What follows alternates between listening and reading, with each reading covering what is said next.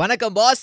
December 12 Lingaa ரிலீஸ்னு Aishwarya ரஜினிகாந்தே ட்விட்டர்ல confirm பண்ணிட்டாங்க. படத்துக்கு யூ சர்டிபிகேட் வேற கொடுத்தாச்சு. சோ ஆரம்பத்துல இருந்து படத்தோட கதை, அதை சுத்தி நடந்துட்டு இருக்க கதைன்னு ஒரு கிளான்ஸ் பாத்திரலாமா? கே.எஸ். ரவிக்குமார் டைரக்ஷன்ல நம்ம இசை புயல் ஏ.ஆர். ரஹ்மானோட இசையில வைரமுத்து மதன் கார்கி பாடல் வரிகள்லாம் எழுதியிருக்காங்க. தயாரிப்புன்னு பாத்தீங்கன்னா திரு ராக்லைன் வெங்கடேஷ் அவர்கள், சினிமோட்டோகிராஃபிக்கு ரத்னவேலு என்கிற ராண்டி, ஆர்ட் டைரக்ஷன் நம்ம சாபு சிரில் சார், எடிட்டிங்க்கு மாத்திரம் ஹிந்தில போலீஸ்கிரி படத்துல நம்ம கே.எஸ். ரவிக்குமார் கூட ஒர்க் பண்ண சம்ஜித். காஸ்டிங் பக்கம் பாத்தீங்கன்னா அப்பா ரஜினிக்கு ஜோடியா நம்ம சோனாக்ஷி சின்ஹாவும், பையன் ரஜினிகாந்துக்கு ஜோடியா அனுஷ்கா ஷெட்டியும் நடிச்சிருக்காங்க. அப்படியே இந்த படத்துல காமெடிக்கு கேரண்டி கொடுத்திருக்கிறது சந்தானமும் சூதுக்கவும்ல வந்த கருணாகரனும்.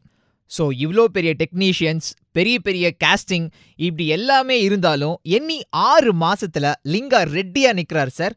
இந்த படம் ஆரம்பிச்ச விதத்தை நம்ம சூப்பர் ஸ்டாரே படத்தோட ஆடியோ லான்ச்ல சொன்னாருங்க.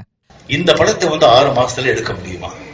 அது செய்யக்கூடியவர் only one, that is K.S. Ravikumar.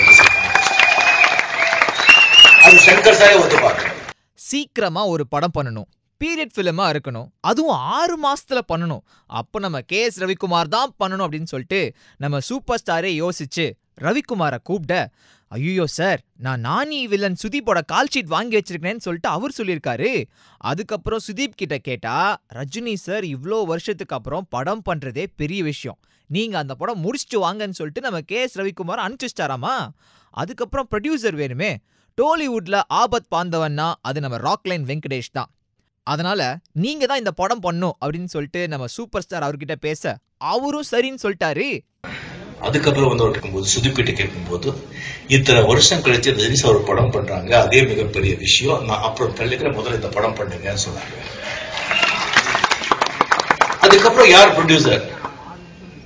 Rockline Venkatesh அவரை பத்தி கர்நாடகால எல்லாருக்குமே தெரியும். அவர் ஒரு ஆபத் பாந்தவா சொல்லுவாங்க. எந்த கஷ்டம் யாருக்கானாலும் முதல்ல போய் நிக்கிறவர் அவர் தான். இந்த நேரத்துல கே.எஸ். ரவிக்குமார் சொன்ன கதையும் ஓகே ஆக, டைட்டில் என்ன வைக்கலான்னு சொல்லிட்டு அடுத்த ஒரு கேள்வி அவங்க முன்னாடி நின்றுருக்கு. ஏன் பேரனோட பேரான லிங்காவியே வைக்க கூடாதுன்னு சொல்லிட்டு சூப்பர் ஸ்டார் கேட்க, ஸ்டைலிஷான இந்த ஒரு படத்துக்கு அதை விட ஸ்டைலா லிங்கா அப்படின்ற டைட்டில் கிடைச்சிருக்குங்க. ஸோ படத்தோட பேக்ரவுண்ட் இன்ஃபர்மேஷன்லாம் பார்த்தாச்சு. இனி கதை என்ன? ட்ரெய்லர்ல பார்த்தது, நமக்கு தெரிஞ்சது, காதுல விழுந்தது, இதெல்லாம் வச்சு ஒரு கதை உருவாயிருக்கு.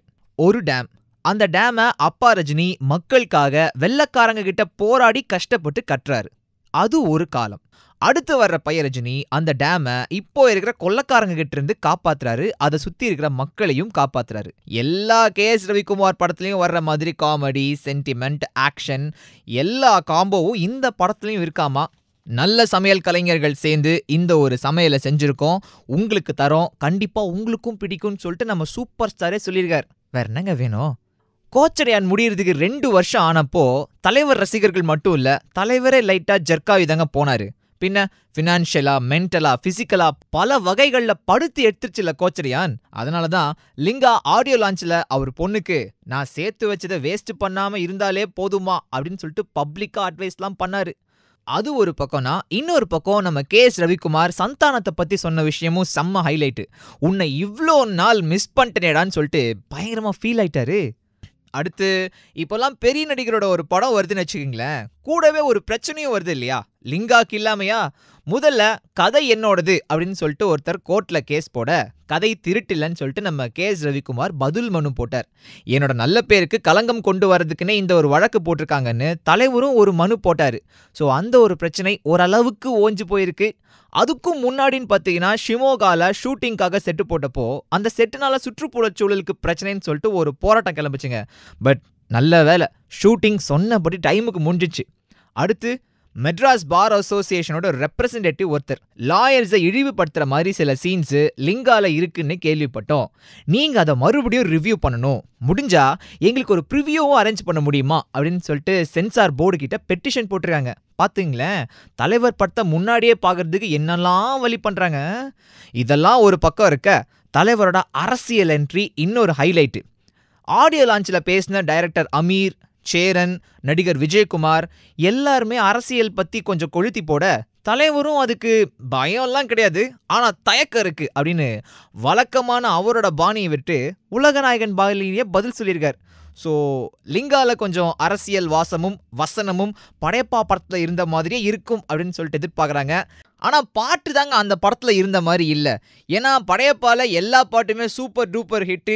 பட் இப்போ வரைக்கும் லிங்கா ஆடியோ லான்ச் ஆனதுலேருந்து டாப்பில் இருக்கிறதுன்னு பார்த்தீங்கன்னா கேசுலினா பாட்டு மட்டும்தான். மற்றது எல்லாமே வந்து ஓகே.